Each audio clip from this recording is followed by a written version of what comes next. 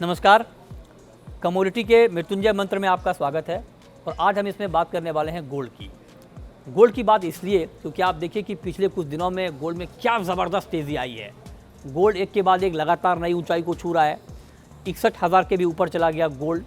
और चूँकि ये नए वित्त वर्ष का पहला हफ्ता है और पहले हफ्ते में हम आपको ये बताने वाले हैं कि ये पूरा साल मतलब वित्त वर्ष 2024 का पूरा साल गोल्ड के लिए कैसा रहने वाला है। क्या गोल्ड के दाम आगे बढ़ेंगे, घटेंगे, क्या होगा, ये हम डिटेल में बात करने वाले हैं। तो सबसे पहले आप जानिए कि 2023 की कहानी गोल्ड की क्या रही है। 2023 में गोल्ड ने 15% से ज़्यादा का रिटर्न दिया है। बहुत अच्छी तेज़ी आई है गोल्ड की कीमतों में और शानदार रिटर्न दिया है। और दिलचस्प ये है कि आप देखिए कि वित्त वर्ष 2023 में भी गोल्ड ने ऑल टाइम हाई को टच किया, 60,000 के ऊपर गया भाव। और वित्त वर्ष 2024 की शुरुआत में ही गोल्ड ने 61,000 की नई ऊंचाई को पार कर लिया। तो मतलब लगातार 2 वित्त वर्ष में गोल्ड ने ऑल टाइम हाई को टच किया है, बड़ी तेज़ी आई है। आप अगर देखें तो ग्लोबल मार्केट में $2040 के आसपास पहुंच चुका है गोल्ड का भाव।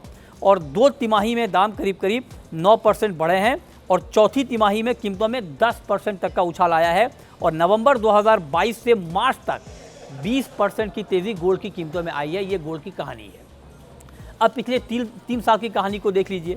2020-21 में गोल्ड की चाल बेहद सुस्त रही, कोई एक्शन नहीं रहा और आधे परसेंट की गिरावट ही रही गोल्ड की कीमतों में, तो कोई रिटर्न नहीं मिला 20-21 में। हालांकि 21-22 में 9% का रिटर्न निवेशकों को गोल्ड में मिला है। और 2022-23 में जैसा कि अभी हमने आपको बताया कि 15% का रिटर्न मिला है। अब सवाल ये है कि ऐसा आखिर क्या हो गया कि गोल्ड की चमक लगातार बढ़ रही है, लगातार बढ़ी है। तो सबसे पहली और बड़ी वजह गोल्ड में जो तेज़ी आई 2023 की शुरुआत में कैलेंडर ईयर की, उसके पीछे की वजह थी कि यूक्रेन और रूस के बीच जंग छिड़ गया और वो जंग अभी तक चल रहा है। तो जब भी दुनिया में युद्ध के हालात बनते हैं या आर्थिक हालात ख़राब होते हैं या राजनीतिक हालात ख़राब होते हैं तो सुरक्षित निवेश के तौर पर गोल्ड की डिमांड बढ़ती है, जिसका इम्पैक्ट आपको कीमतों के ऊपर दिखता है। ये तो हो गई पहली वजह। दूसरी वजह जो बाद में आई कि उसके बाद हालात बदलने लगे, दुनिया के आर्थिक हालात बदलने लगे, बिगड़ने लगे। अमेरिका से एक के बाद एक लगातार नेगेटिव खबरें आने लगी और नेगेटिव खबर जब आई, महंगाई वहाँ पर काफ़ी बढ़ गई तो फेड ने लगातार ब्याज दरें बढ़ानी शुरू कर दी।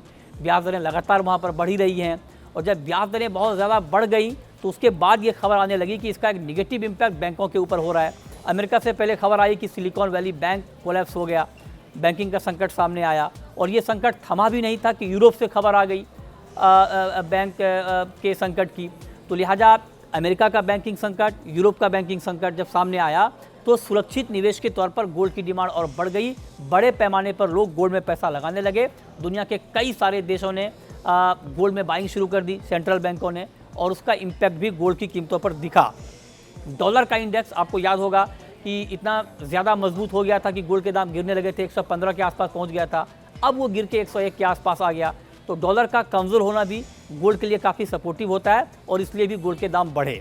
ये सारे फैक्टर हो गए तेज़ी के 2023 में। अब सवाल ये है कि 2023 की वजह तो आपने जान ली, लेकिन क्या 24 में भी ये सारी वजह मौजूद है? क्या 2024 में जो वित्त वर्ष 2024 है, क्या उसमें भी गोल्ड की कीमतों में बड़ी तेज़ी आएगी? ये जानना समझना आपके लिए ज़रूरी है। और उसके लिए आपको हम ये बता रहे हैं कि जो फंडामेंटल हैं गोल्ड के, उसमें आगे क्या क्या बदलाव होने वाला है। तो पहली जो बड़ी वजह है वो ये कि रूस यूक्रेन का युद्ध अभी भी कायम है। लिहाजा जब तक युद्ध जारी है तो सुरक्षित निवेश की मांग बनी रहेगी गोल्ड की और उसका इम्पैक्ट आपको प्राइस के ऊपर दिखता रहेगा। ग्लोबल मंदी की चिंता अभी कम नहीं हुई है, ग्लोबल मंदी की चिंता बनी हुई है। और अगर ये मंदी की चिंता और बढ़ती है या गहराती है, कुछ और नेगेटिव खबरें आती हैं मंदी को लेकर के, तो ये गोल्ड के लिए और बड़ा पॉजिटिव फैक्टर साबित हो सकता है। तीसरी बड़ी वजह कि अमेरिकी सेंट्रल बैंक लगातार ब्याज दरों में बढ़ोतरी कर रहा है, लेकिन अब ये कहा जा रहा है कि शायद अब फेड या तो ब्याज दरें बढ़ाना रोक दे या उसकी बढ़ोतरी की रफ्तार को बहुत धीमी कर दे। इन दोनों स्थितियों में गोल्ड के दाम बढ़ेंगे। और अगर फेड ने ब्याज दरों में बढ़ोतरी रोक दी तो एक सडन स्पाइक भी आपको गोल्ड की कीमतों में देखने को मिल सकता है, जिसकी संभावना अभी बनती हुई दिख रही है। और इसके अलावा सेंट्रल बैंकों की बाइंग चली रही है। लेकिन ये तेज़ी की वजह है। लेकिन आपको एक बात ध्यान में रखनी चाहिए कि ये सारी वजह अगर मौजूद रहती हैं तो निश्चित तौर पर गोल्ड में तेज़ी आएगी। लेकिन अगर मान लीजिए, चूँकि अमेरिका में महंगाई अभी भी 6% है, जो कि फेड के टारगेट से 3 गुना ज़्यादा है, लिहाजा अगर फेड ब्याज दरों में बढ़ोतरी को कंटिन्यू रखता है और मंदी वाली कोई खबर और नहीं आती है, तो ये गोल्ड के लिए एक निगेटिव फैक्टर भी साबित हो सकता है और एक करेक्शन भी आपको दिख सकता है।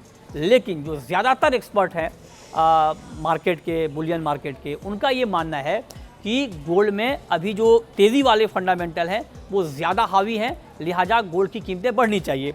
और इसीलिए हमने कुछ बड़े ब्रोकरेज हाउस से ये जानना चाहा कि आप ज़रा बताएं कि वित्त वर्ष 2024 में गोल्ड का प्राइस क्या रह सकता है।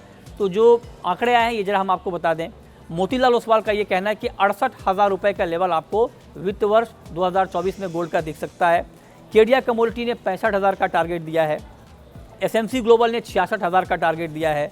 आईआईएफएल सिक्योरिटीज़ ने 65,000 का टारगेट दिया है और ट्रेडबुल सिक्योरिटीज़ ने 63,000 का टारगेट दिया है। तो मतलब ये जो दिग्गज ब्रोकरेज हाउस हैं इन सबका मानना है कि गोल्ड में तेज़ी रहेगी। लेवल अलग अलग ज़रूर हैं, लेकिन सब इस बात को लेकर सहमत हैं कि गोल्ड के दाम यहाँ से बढ़ सकते हैं क्योंकि तेज़ी वाले फंडामेंटल ज़्यादा हैं।